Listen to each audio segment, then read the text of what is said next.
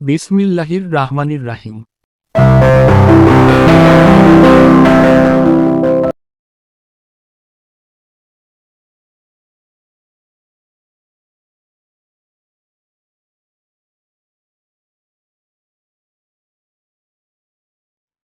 আসসালামু আলাইকুম।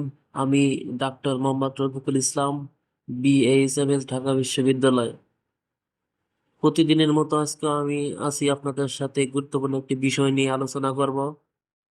আজকে আমাদের আলোচনার বিষয় অরুচি, এর কারণ, লক্ষণ ও হোমিওপ্যাথিক চিকিৎসা। তাহলে চলুন শুরু করি আজকের আলোচনার বিষয়।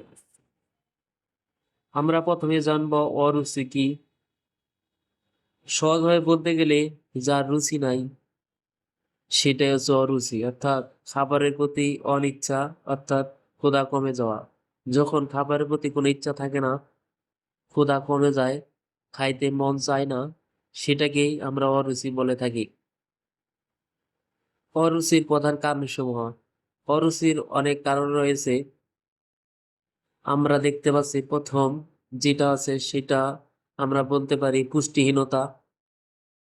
আমাদের যখন পুষ্টিহীনতা দেখা যায় তখন মুখে অরুচি বা আমাদের খাবারে অরুচি হয়ে যায়।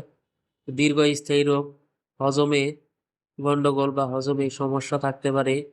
মানসিক চাপ থাকলে বা যে কোনো বিষয় নিয়ে খুব উদ্বেগ থাকলে অরুচি হতে পারে। জ্বরের থাকলে অরুচি দেখা দিতে পারে। এমনকি দীর্ঘস্থায়ী যে কোনো রোগ থাকলে আমাদের অরুচিটা দেখা যেতে পারে, ক্ষুধা কমে যেতে পারে। অরুচির প্রধান লক্ষণ সমূহ কি কি? প্রথমে আমরা যেটা দেখতে পাচ্ছি সেটা হচ্ছে খাবারের প্রতি অনাগ্রহ, অর্থাৎ খাবারের প্রতি কোনো ইচ্ছা থাকবে না, ইচ্ছা জাগবে না, ওজন কমে যাবে, দুর্বলতা লাগবে, ক্লান্তি লাগবে, বমি ভাব লাগবে, কখনো ভালো লাগবে না, সবসময় খারাপ লাগবে, মন মানসিকতা খারাপ লাগবে। অর্থাৎ খাবার না খেলে তো শরীর এমনিতেই দুর্বল হয়ে যাবে। আর যখন আমাদের এই অরুচি চলে আসবে তখন আমাদের কোনো কিছুতেই ভালো লাগবে না, আমাদের খাবারের প্রতি আগ্রহ তো কমেই যাবে। অনেকের আছে এর কারণে গ্যাসের সমস্যা হতে পারে, হজমের সমস্যা হতে পারে, বিভিন্ন কিছুতে আমরা দেখতে পারি যে বমি বমি ভাব হবে, মাথা ব্যথা করবে, মাথা ঘুরবে, শরীরে ওজন কমে যাবে, হাঁটাচলা করতে পারবে না, সে দুর্বলতা অনুভব করবে। অরুচির প্রাথমিক চিকিৎসা। প্রাথমিক চিকিৎসা বলতে আমাদের প্রচুর পরিমাণে পুষ্টিকর খাবার খেতে হবে এবং সেটা সুষম হতে হবে, অর্থাৎ সুষম খাবার গ্রহণ করতে হবে যেখানে ভিটামিন, খনিজ লবণ, আয়রন, প্রোটিন সবকিছু রয়েছে। প্রচুর পরিমাণ জল পান করতে হবে নিয়মিতভাবে। আমাদের প্রতিদিন জল পান করতে হবে। জল অর্থাৎ পানি পান করতে হবে। হালকা ব্যায়াম করতে হবে। ধূমপান এড়িয়ে চলতে হবে। মানসিক চাপ কমাতে হবে। সবসময় নিজেকে ভালো রাখার জন্য মাঝে মধ্যে একটু ঘুরতে যেতে হবে। পরিচিত লোকজনের সাথে কথাবার্তা বলতে হবে। চুপ করে বসে থাকা যাবে না।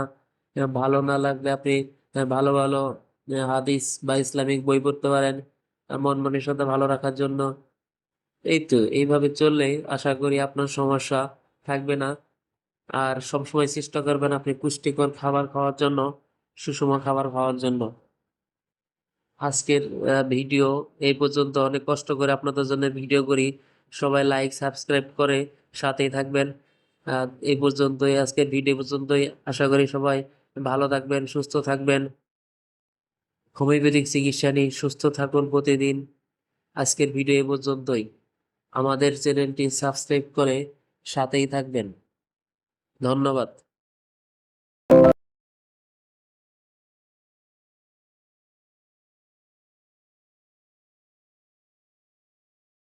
চর্ম, যৌন, মানসিক, শ্বাসকষ্ট, ক্যান্সার, ব্যথা ও স্ত্রীরোগ সহ হোমিওপ্যাথিক মেডিসিন অভিজ্ঞ ডাক্তার মোহাম্মদ রফিকুল ইসলাম, রফিক, বিএইচএমএস, ঢাকা বিশ্ববিদ্যালয়। Bachelor of homeopathic medicine and surgery, সরকারি হোমিওপ্যাথিক মেডিকেল কলেজ ও হাসপাতাল, ঢাকা। সরকারি রেজিস্ট্রেশন নাম্বার H 1677। প্রতিষ্ঠাতা ও পরিচালক 1 Susar homeopathic school. 2. Susar medical services. 3. Yalam homeopathic chamber. Chamber, Susar homeopathic clinic. Chamber, Susar homeopathic clinic. Chamber, Susar homeopathic clinic. যে কোনো রোগ বিষয়ক বিস্তারিত জানতে ও চিকিৎসা পরামর্শ নিতে সরাসরি যোগাযোগ মাধ্যম 0170-386-2490। বিশেষ বার্তা: 1. অনলাইনেও চিকিৎসা সেবা দেওয়া হয়। 2. সবসময় রেজিস্টার্ড হোমিওপ্যাথিক চিকিৎসকের পরামর্শ নিন। 3. নিজে সুস্থ থাকুন, পরিবারকে সুস্থ রাখুন। ধন্যবাদ।